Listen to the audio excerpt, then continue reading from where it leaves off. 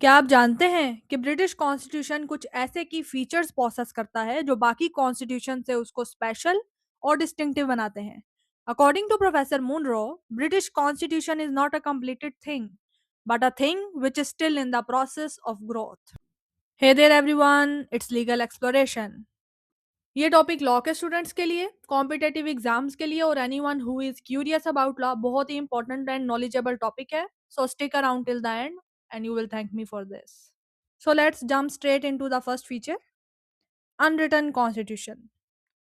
The British Constitution, also referred to by jurists as the English Constitution or the Constitution of UK, is unwritten in nature, which means कि British Constitution किसी एक written document में मौजूद नहीं है.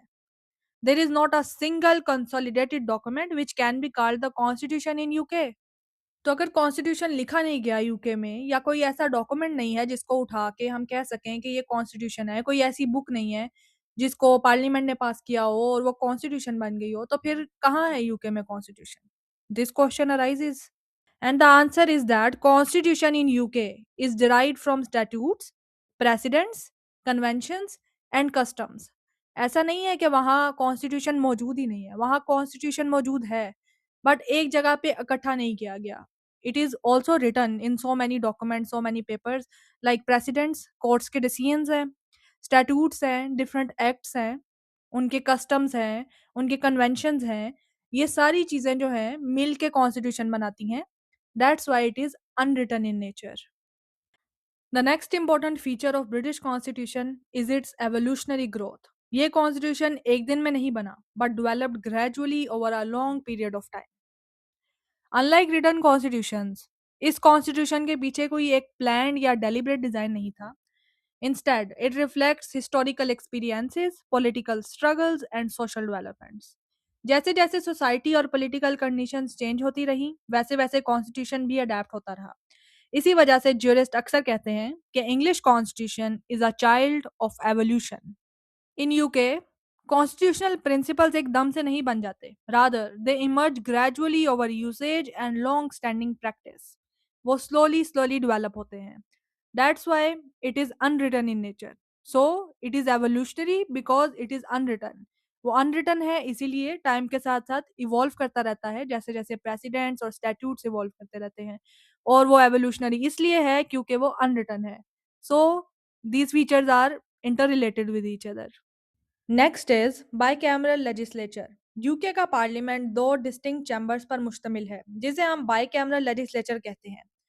ये दो chambers House of Commons and House of Lords हैं.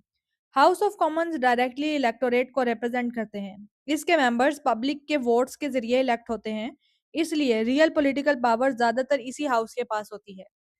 हाउस ऑफ लॉर्ड्स का रोल प्राइमरीली एडवाइजरी और रिवाइजरी होता है. ये हाउस को रिव्यू करता है, सजेशंस देता है और लेजिस्लेटिव प्रोसेस को इम्प्रूव करने में मदद करता है, लेकिन final authority house of Commons के पास रहती है.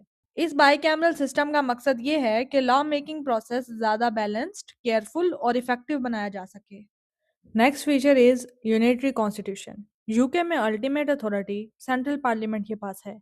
सारे इंपॉर्टेंट लेजिस्लेटिव पावर्स और फाइनल डिसीजन मेकिंग पार्लियामेंट ही के कंट्रोल में होते हैं.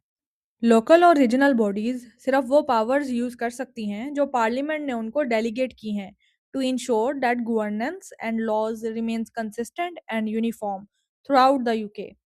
अब एक कॉमन कंफ्यूजन क्लियर करते हैं. Most people ask that parliament and constitution are two separate things. ये पार्लियामेंट और कॉन्स्टिट्यूशन तो दो अलग अलग चीजें हैं, तो पार्लियामेंट जो है वो यूके कॉन्स्टिट्यूशन का फीचर कैसे है? क्योंकि पार्लियामेंट के लॉज और कन्वेंशन ही तो यूके के कॉन्स्टिट्यूशन का फ्रेमवर्क बनाते हैं. इसी वजह से सेंट्रल पार्लियामेंट को कॉन्स्टिट्यूशन का एक इंटेग्रल फीचर कंसिडर किया जाता है, because it defines the final authority and maintains the UK's unitary structure. Next है supremacy of British parliament. UK में पार्लियामेंट के पास अनलिमिटेड लॉ मेकिंग अथॉरिटी है. That means there is no legal restriction और limit that can restrain parliament. Parliament के ऊपर कोई legal limitation exist नहीं करती. ये कि कोर्ट्स और जुडिशरी भी पार्लियामेंट के लॉज को इम्प्लीमेंट करने के लिए बाउंड है. Now you might be thinking कि कोर्ट्स तो लॉज इम्प्लीमेंट करने के लिए बाउंड होती ही हैं, so what's so special here? UK में कोर्ट्स के पास जीरो पावर होती है कि वो पार्लियामेंट के किसी एक्ट को स्ट्राइक डाउन कर सकें या उसे अनकॉन्स्टिट्यूशनल डिक्लेयर कर सकें. चाहे लॉ अनफेयर हो या किसी पुराने लॉ से कॉन्ट्राडिक्ट ही क्यों ना करता हो। Next feature is constitutional monarchy. UK में monarch formal head of the state होता है। किंग या क्वीन यानी क्राउन सिंबॉलिकली स्टेट को रिप्रेजेंट करता है लेकिन रियल पॉलिटिकल पावर नहीं रखता। एग्जैक्टिव अथॉरिटी टेक्निकली मोनार्क के नाम पर एक्सरसाइज होती है। फॉर एग्जाम्पल लॉज मोनार्क के नाम से पास होते हैं और गवर्नमेंट भी मोनार्क के नाम पर फंक्शन करती है। लेकिन प्रैक्टिकल रियलिटी ये है कि actual political power elected institutions के पास होती है, जैसे प्राइम मिनिस्टर और पार्लियामेंट। मोनार्की सिर्फ कॉन्स्टिट्यूशनल और सेरिमोनियल रोल रखती है, जबकि गवर्नेंस डेमोक्रेटिकली इलेक्टेड रिप्रेजेंटेटिव्स के जरिए चलती है। नेक्स्ट फीचर है difference between theory and practice. British constitution में कई पावर्स लीगल थ्योरी के अंदर एग्जिस्ट करती हैं, यानी लॉ के मुताबिक कुछ अथॉरिटीज बहुत पावरफुल नजर आती हैं, लेकिन इन पावर्स का actual use political conventions regulate करती है। मतलब ये कि लॉ कुछ और कहता है लेकिन प्रैक्टिस में पावर्स कन्वेंशंस के जरिए कंट्रोल होती हैं। इसलिए प्रैक्टिकल गवर्नेंस अक्सर स्ट्रिक्ट लीगल फॉर्म से डिफरेंट होती है। जो चीज़ टेक्निकली पॉसिबल होती है वो ज़रूरी नहीं कि प्रैक्टिकली एक्सरसाइज भी की जाए। बेस्ट एग्जाम्पल इसमें मोनार्क का रोल है। थ्योरी में मोनार्क के पास वाइड पावर्स होती हैं लेकिन प्रैक्टिस में वो पावर्स प्राइम मिनिस्टर और कैबिनेट एक्सरसाइज करते हैं। यूके का कॉन्स्टिट्यूशन क्योंकि कन्वेंशंस और कस्टम पे बेस करता है और ये अनरिटन होता है, इसीलिए ये प्रैक्टिस बेस्ड है। अगला फीचर है flexibility of British constitution. The British constitution is not rigid at all. इसके रूल्स ऑर्डिनरी लेजिस्लेटिव प्रोसेस के थ्रू इजीली चेंज किए जा सकते हैं। ब्रिटेन में कॉन्स्टिट्यूशनल लॉ और ऑर्डिनरी लॉ के दरमियान कोई स्ट्रिक्ट डिस्टिंक्शन मौजूद नहीं है। और ऐसा क्यों है? Tell me in the comments. Stop this video right now and tell me in the comments, और otherwise I will tell you. हमने पीछे डिस्कस किया है कि ब्रिटिश कॉन्स्टिट्यूशन अनरिटन है और ब्रिटिश कॉन्स्टिट्यूशन ड्राइव होता है फ्रॉम द स्टैट्यूट्स, यानी लॉज जो है, स्टैट्यूट्स जो बनते हैं, एक्ट्स जो बनते हैं, बहुत बहुत कॉन्स्टिट्यूशन का पार्ट बन जाते हैं। विच मीन्स ऑर्डिनरी लॉज और कॉन्स्टिट्यूशनल प्रिंसिपल्स एक ही फ्रेमवर्क का पार्ट हैं और दोनों को साथ में ही इम्प्लीमेंट किया जाता है। इसीलिए अमेंडमेंट्स या चेंजेस करने के लिए कोई स्पेशल या रिजिड प्रोसीजर रिक्वायर्ड नहीं होता। इस फ्लेक्सिबिलिटी की वजह से पार्लियामेंट जल्दी और एफिशिएंट काम कर सकती है। एक फेमस एग्जांपल है एब्डिकेशन एक्ट ऑफ 1936, जो पार्लियामेंट में इंट्रोड्यूस होने के सिर्फ आधे घंटे बाद ही पास हो गया था। So statutes keep on changing, laws बनते रहते हैं, सोसाइटी चेंज होती है, सोसाइटी के साथ लॉ चेंज होते हैं और लॉ को चेंज होने के साथ साथ यूके का कॉन्स्टिट्यूशन भी चेंज होता रहता है क्योंकि वो फ्लेक्सिबल है। जैसे ही नया लॉ बनेगा कॉन्स्टिट्यूशन में खुद ब खुद चेंज हो जाएगा। कॉन्स्टिट्यूशन को अमेंड करने के लिए कोई स्पेशल प्रोसीजर की जरूरत नहीं है। लॉज अमेंड होंगे, कॉन्स्टिट्यूशन खुद ब खुद अमेंड हो जाएगा। नए लॉज आएंगे, कॉन्स्टिट्यूशन अमेंड हो जाएगा। नई प्रेसिडेंट्स बनेगी, कॉन्स्टिट्यूशन अमेंड हो जाएगा। यूके में नए स्टैट्यूट्स बनेंगे, कॉन्स्टिट्यूशन अमेंड हो जाएगा। This is how much flexibility the UK's constitution has. हमने यहाँ तक 8 फीचर्स डिस्कस किए हैं। Next is 9th collective responsibility. Collective responsibility का मतलब ये है कि कैबिनेट एक यूनिफाइड एग्जीक्यूटिव बॉडी के तौर पर काम करती है। यानी कैबिनेट अलग अलग मिनिस्टर्स का ग्रुप नहीं होता बल्कि एक सिंगल डिसीजन मेकिंग यूनिट होता है।